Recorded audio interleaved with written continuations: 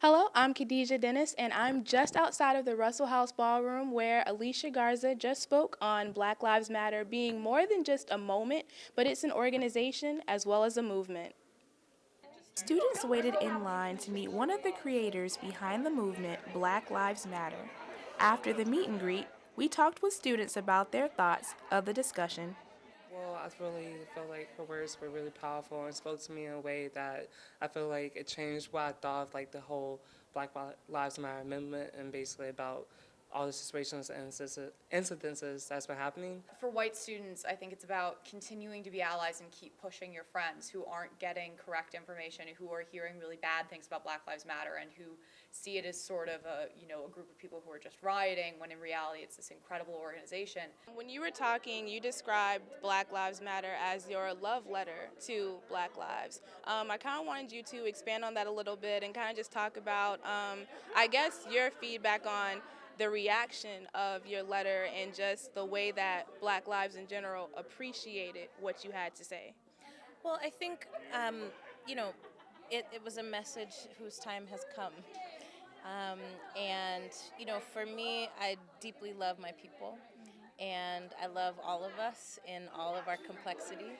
And that felt like a moment to share that. And I think what the resonance of it shows is that people are hungry for that kind of world, right? People are hungry for a world where our communities value all of us, and where we can stop kind of blaming ourselves for things that we didn't create, and instead take it upon ourselves to create the world that we do want to live in. What can I do as a white ally to speak for you and not over you? Or just in general? Because I feel like And so you also talked about the fact that the work is definitely not over. Are there any projects or initiatives in general that you're excited to work on with your organization? Well, I think the thing that we're most excited about is making sure that we're shaping the conversation in 2016 so that we can create the conditions that we need to keep fighting for our agenda.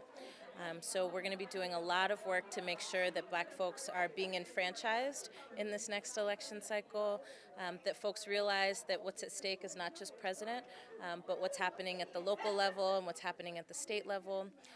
And also, we're going to be making sure that what we care about, and not just police brutality, although that is a central issue, but making sure that the contours of Black life are front and center of every conversation. What can students do in particular to kind of increase the awareness of the Black Lives Matter movement on campus? Jump in where you feel like is appropriate. I mean, I was just telling someone, everybody has a role to play.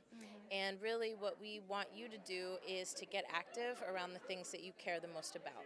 And it doesn't have to be police and policing. It could be wages. It could be access to education. The big thing is to get involved and get active, and join up with other people who care about the things that you do. For me, I think it was just really, like kind of like what Brandon said, ethereal. Just the amount of quiet that was sitting in the room to begin with. When she was talking, I've never really heard anybody command silence like that without having to like ask for it. I kind of feel those times when we do bring up race, it always have this backlash of uncomfortability, and the way that she presented it just made it so comfortable, so natural that I really just want to do it like that.